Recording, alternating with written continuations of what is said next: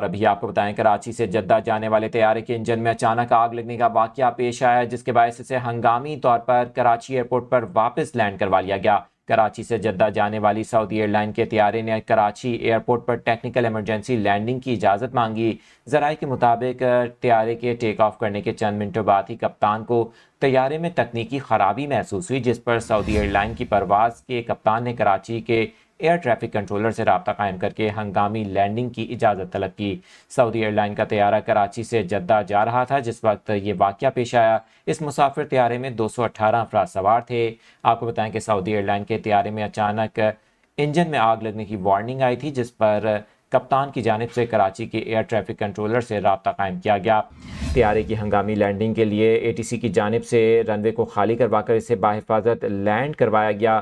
سعودی air line کے طیارے کی انسپیکشن کے لیے فوری طور پر انجینئرنگ ٹیم کو بھی طلب کیا گیا۔